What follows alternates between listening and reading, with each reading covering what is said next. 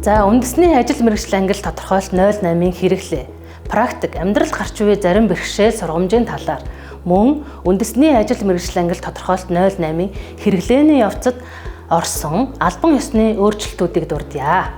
За хянан сайжруулах ажлын хүрээнд ажил мэргэжлийн англи нь статистик тооллого болон судалгааны гол зорилготой.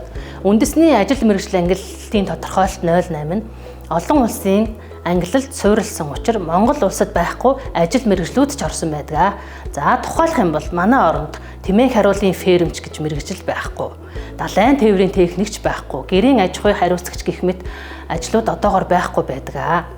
Хөдөлмөрийн зах зээлд гарч байгаа өөрчлөлтийн дүнд шинээр ажил мэргэжил бий болох.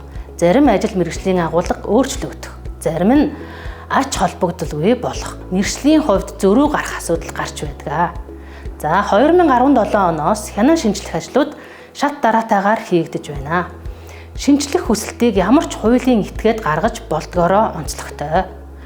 Үндэсний ажил мэргэжлийн англи ба тодорхойлолт 08 нэмэлт өөрчлөлт оруулах шинжлэх аргачлалыг хөдөлмөр нийгмийн хамгааллын сайдын 2019 оны А119 дугаар тушаалаар баталсан. Энэхүү аргачлалын дагуу салбарын асуудал эрхэлсэн төрийн захиргааны төв байгууллага нь ажил мэргэжлийн англи, тэдгээрт хамаарах ажил, албан тушаалын тодорхойлолт, үндсэн чиг үүргийг шинжлэх, өөрчлөлт оруулах зэрэг шаардлага тодорхойлон ирүүлсэний үндсэн дээр нэмэлт өөрчлөлт оруулдаг.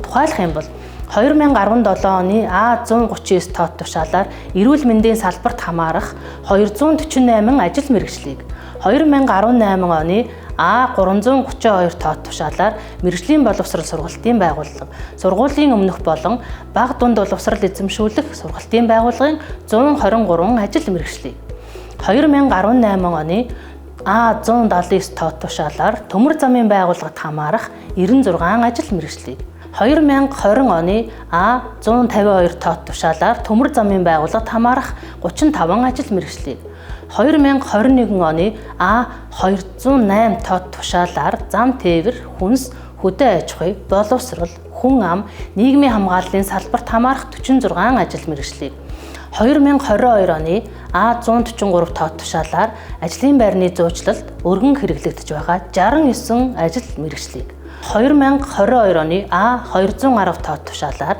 барилга хот байгуулалтын салбарт хамаарах 119 ажил мэргэжлийг 2023 оны А175 тоод тушаалаар архив, түүнтэй холбогдох 8 ажил мэргэжил тус нэмэлт өөрчлөлт оруулсан байна.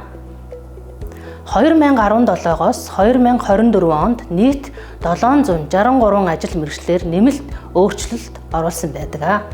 Монгол улсын хэмжээнд үндэсний индекс код үүсгэсэн нийт 4242 ажил мэргэжил байдаг.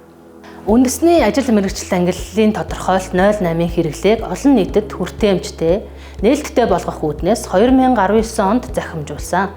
Өнгөрсөн хугацаанд орсон нэмэлт өөрчлөлтийг захим хувилбарт бүрэн оруулад байна.